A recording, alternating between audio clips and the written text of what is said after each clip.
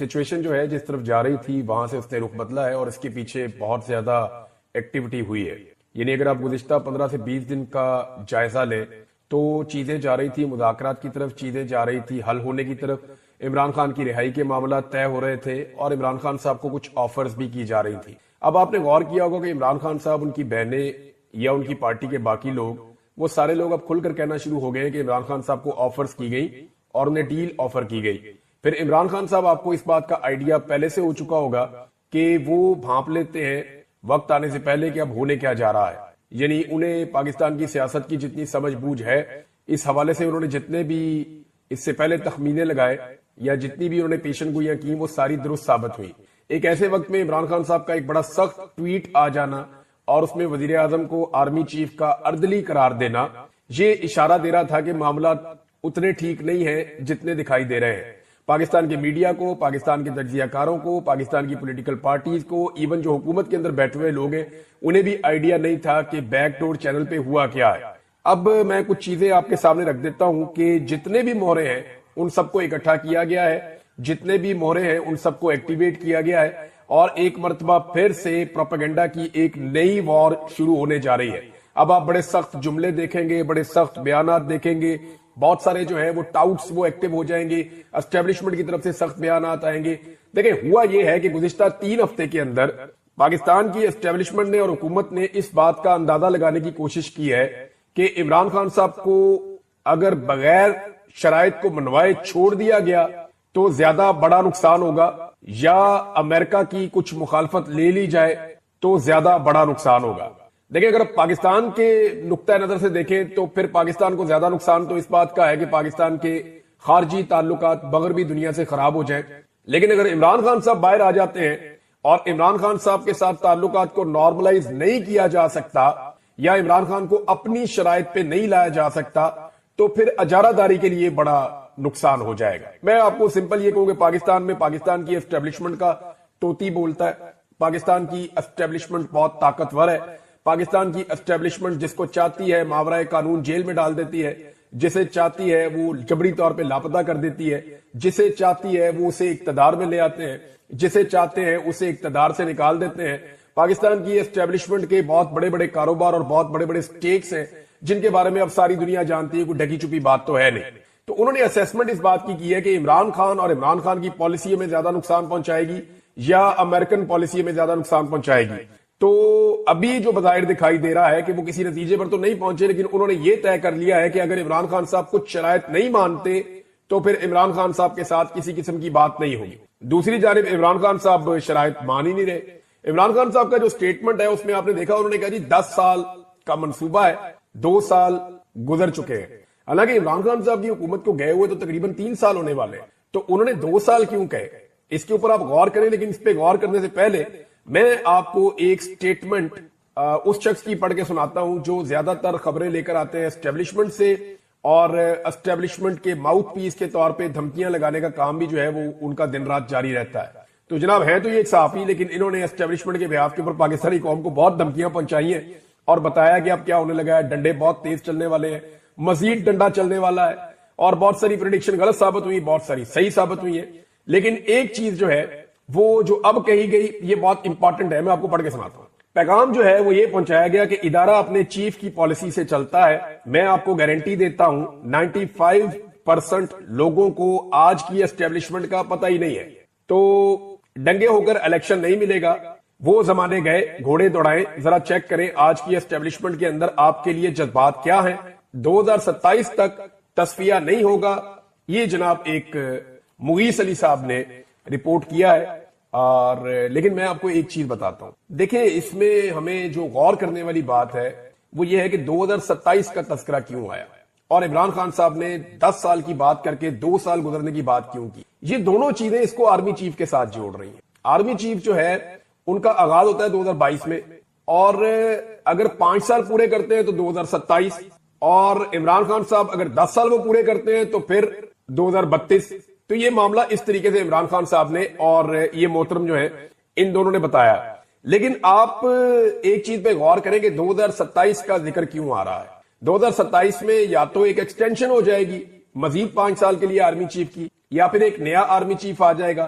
تو اس وقت تک کے لیے تو پالیسی یہی چلے گی. یعنی یہ کہا جا رہا ہے کہ جو موجودہ آرمی چیف ہے ان کی پالیسی ہے کہ اسی طرح چلاؤ معاملات, پاکستان تحریک انصاف کے لیے کوئی روم نہیں ہے.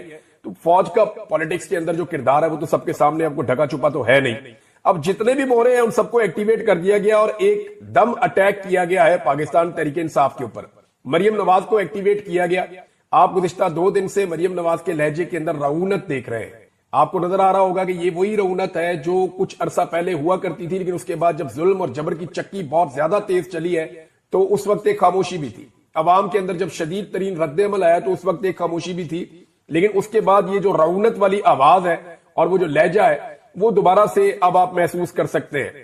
ان لوگوں کو یہ یقین دلا دیا گیا ہے کہ کچھ بھی ہو جائے پاکستان پیپلز پارٹی آپ کو چھوڑ کر نہیں جائے گی. یعنی اسٹیبلشمنٹ کی طرف سے پی ایم ایل این کو یہ یقین دلایا گیا ہے کہ کچھ بھی ہو جائے, زمین آسمان ادھر ادھر ہو جائے, جو مرضی ہو جائے, پاکستان پیپلز پارٹی کسی صورت بھی پی ایم ایل این کی حکومت سے اپنے آپ کو الگ نہیں کرے گی. یہ اسٹیبلشمنٹ کی طرف سے یقین دلایا گیا پی ایم ایل این کی حکومت کو کہ یہ اچھے بچوں کی طرح اسی تنخواہ کے اوپر نوکری کریں گے. ان کے حوالے سے کوئی پریشانی کی بات نہیں. اب مریم نواز صاحبہ جو ہے ان کو بھی ایکٹیویٹ کیا گیا. انہوں نے نکل کے تانے دینا شروع کیے, ایون جانوروں سے انہوں نے تشبیہ دی پاکستان تحریک انصاف کو. اور اگر اب ان کے اوپر جواب آئے گا تو پھر وہ عورت کارڈ کھیلیں گی. سب سے پہلے پاکستان میں عورت کارڈ نکال دیا جاتا ہے. میں حیران ہوتا ہوں, پاکستان میں بہت ساری ایسی عورتیں تھیں جو خواتین کے اوپر ظلم اور زیادتی ذرا سی ہوتی تھی تو آواز اٹھاتی تھی. ان کے نام لینا مناسب نہیں ہے, بہت ساری عورتیں, آپ سب کو ان کی شکلیں بھی یاد ہیں. لیکن مجھے بہت حیرت ہوتی ہے کہ پاکستان تحریک انصاف کی عورتوں کو کیا ابھی تک عورت کا سٹیٹس نہیں دیا گیا, یا ان عورتوں کے انسانی حقوق نہیں مانے جاتے, یا ان عورتوں کے حوالے سے کسی قسم کا کوئی ہیومن رائٹس کا چیپٹر نہیں جاگتا.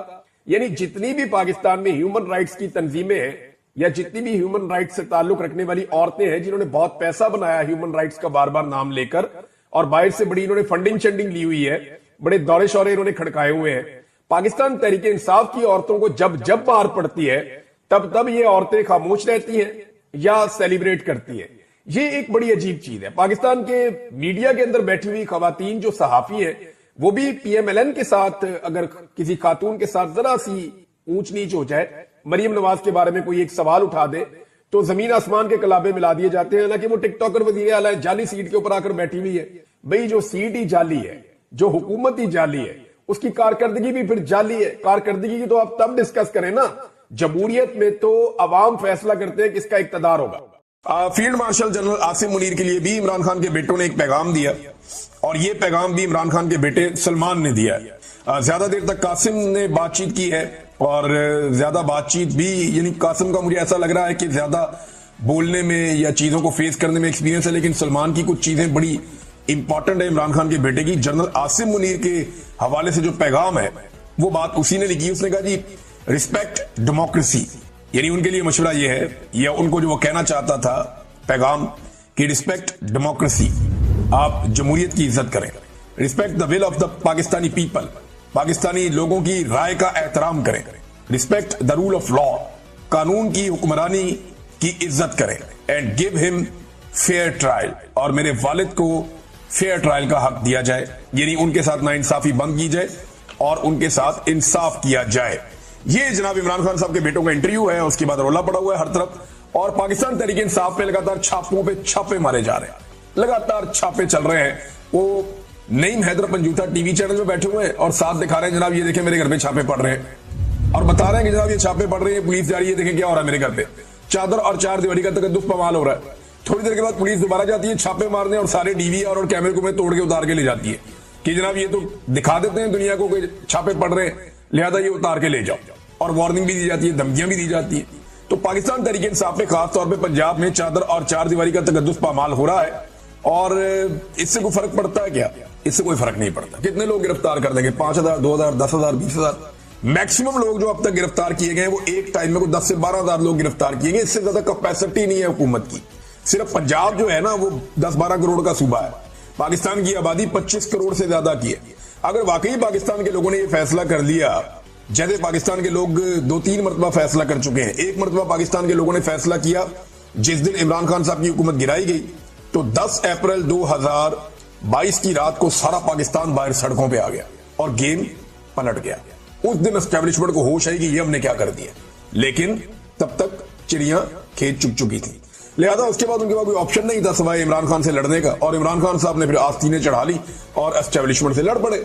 अब मामला ये है कि लोग जैसे उस दिन निकले, जैसे इमरान खान के साथ निकलते रहे, जैसे लोगों ने 8 फरवरी 2024 को अपना फैसला सुनाया निकल के, अगर ऐसे ही लोग 5 अगस्त 2025 को निकल आए, 2 दिन बाकी हैं, तीसरे दिन 5 अगस्त है, अगर लोग निकल आए तो फिर डायनामिक्स चेंज हो जाए, सूरत-ए-हाल ही बदल जाएगी, सारा का सारा सिनेरियो चेंज हो जाएगा। यानी कुछ ऐसा नया हम देख सकते हैं कि जिसकी एस्टेब्लिशमेंट तवक्को नहीं कर रही, लेकिन अगर लोग निकल आए तो ये तो जो है ना, ये बहुत इंपॉर्टेंट है। और लोगों का, पाकिस्तान के लोगों का मूड कोई पता नहीं होता, ये किसी वक्त भी ट्रिगर करते हैं, एकदम निकल आते हैं।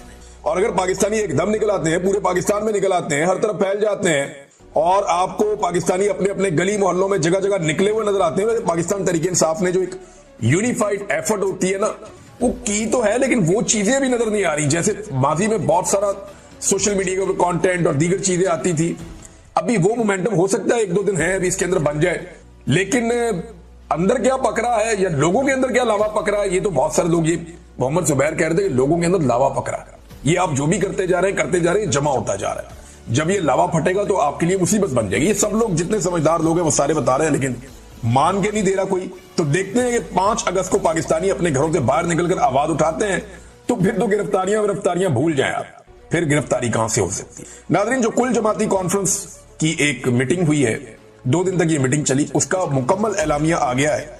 उसमें 17-18 पॉइंट्स हैं जो मैं आपके सामने अब रखने वाला हूं, बिल्कुल वन गो में। मैं आपको बताता हूं अपोजिशन किन चीजों में काम कर रही है मौजूदा हुकूमत के खिलाफ। नंबर 1, उन्होंने कहा जी कॉन्फ्रेंस रोकने की जो कोशिश की गई उसकी हम मजम्मत करते हैं। नंबर 2, मईशत तबाह कर दी, किसान तबाह कर दिया, मेहनत कश तबाह कर दिया, तनख्वाहदार इदारों की जो अफराद है उनकी मुकम्मल तबाही फेर दी है हुकूमत ने।